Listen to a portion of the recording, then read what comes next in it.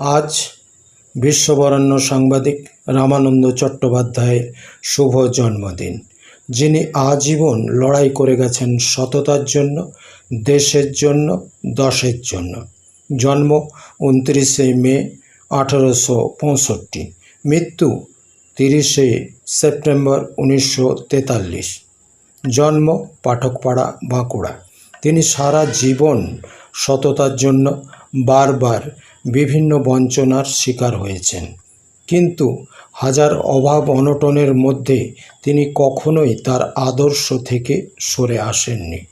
আমরা তার আদর্শে বিশ্বাসী, তাকে আমরা শ্রদ্ধা সহযোগে তাঁর প্রতি প্রণাম জানালাম। অতি সম্প্রতি একটি ব্যক্তি স্বার্থের কুরুচি সম্পন্ন শব্দ ব্যবহারে রাজনৈতিক নাটক আমরা প্রকাশ্যে দেখলাম। কোনো সুস্থ সাংবাদিকই একে সমর্থন করেন না। আমরা রামানন্দ চট্টোপাধ্যায়ের আদর্শে বিশ্বাসী। আমরা বিভিন্ন সাংবাদিক সংগঠনের পক্ষ থেকে ধিক্কার জানাই। মেরা ভারত মহান। জয় হিন্দ, জয় বাংলা। নমস্কার।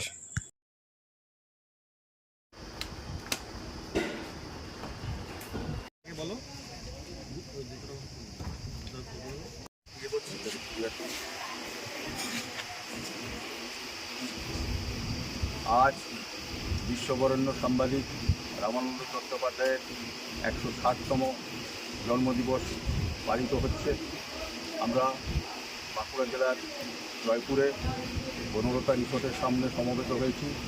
সাংবাদিক ও সমাজকর্মী বন্ধুরা, আমাদের আজকে এই যে রামানন্দ চট্টোপাধ্যায়ের পূর্ণ আবয়ব মূর্তির নিচে দাঁড়িয়ে আছি, তার মূর্তিতে মাল্যদান, শ্রদ্ধাঞ্জলি নিবেদন আমরা শুরু করছি আজকের আমাদের অনুষ্ঠান সূচি।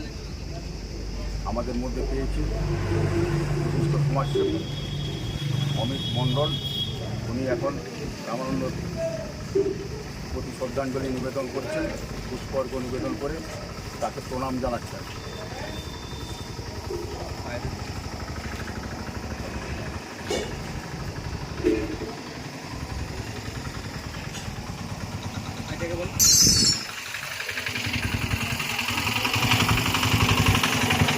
বিশ্ব সাংবাদিক, বাংলা কালচার নিউজ পত্রিকার রিপোর্টার রঞ্জিত কুণ্ডু রামানন্দর প্রতিকৃতিতে পুষ্পর্ঘ নিবেদন করছেন, করে শ্রদ্ধাঞ্জলি জানাচ্ছেন।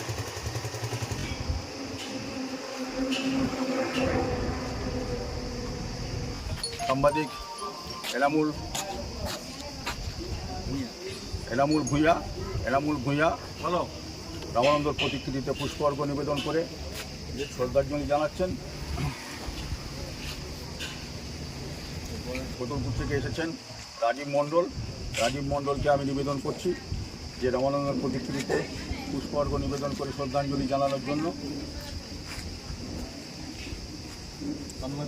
সাংবাদিক তন্ময় পাত্রকে পুষ্পাঞ্জলি নিবেদন করার জন্য আহ্বান করছি। রামানন্দ প্রতিকৃতিতে পুষ্পর্ঘ নিবেদন ও শ্রদ্ধাঞ্জলি জানিয়ে প্রণাম নিবেদন করছেন তন্ময় পাত্র। চট্টোপাধ্যায়ের 160তম জন্মদিবস পালিত হচ্ছে। বাঁকুড়া জেলায় যিনি জন্মেছিলেন পাঠকপাড়ায়, সেই রামানন্দ চট্টোপাধ্যায় একসময় পরাধীন ভারতবর্ষে ব্রিটিশ সাম্রাজ্যবাদী রক্তচক্ষু উপেক্ষা করে 3টি সংবাদপত্র প্রকাশ করেছিলেন: প্রভাসী, মডার্ন রিভিউ এবং বিশাল ভারত নামে। এছাড়াও তার আগে তিনি অন্য পত্রিকায়, প্রদীপ পত্রিকায়, অন্য পত্রিকায় সম্পাদনা করেছেন। সম্পাদনার পাশাপাশি অধ্যাপনা, সমাজসেবা এবং বহু বই গ্রন্থ রচয়িতা করেছেন। আজকের দিনে দাঁড়িয়ে আমরা তার প্রতি শ্রদ্ধাঞ্জলি নিবেদন করছি ও পুষ্পর্ঘ নিবেদন করছি। সাংবাদিকরা বারবার আক্রান্ত হয় বিভিন্ন জায়গায় আক্রান্ত হলেও তারা সমাজসেবার কাজ চলে এবং গণমাধ্যমে বিভিন্ন সংবাদ তুলে ধরে। আজকের দিনে এই স্বাধীন ভারতবর্ষও সাংবাদিকদের বিভিন্ন জায়গাতে আক্রান্ত হতে হয়, এমনকি প্রাণনাশের ঘটনাও ঘটে বহু ক্ষেত্রে। অনেক সময় হয় কি, কোনো সংবাদ হলেই সেটাতে তকমা মেরে দেওয়া হয়, এই সাংবাদিক এই দলের সাংবাদিক, ওই দলের সাংবাদিক।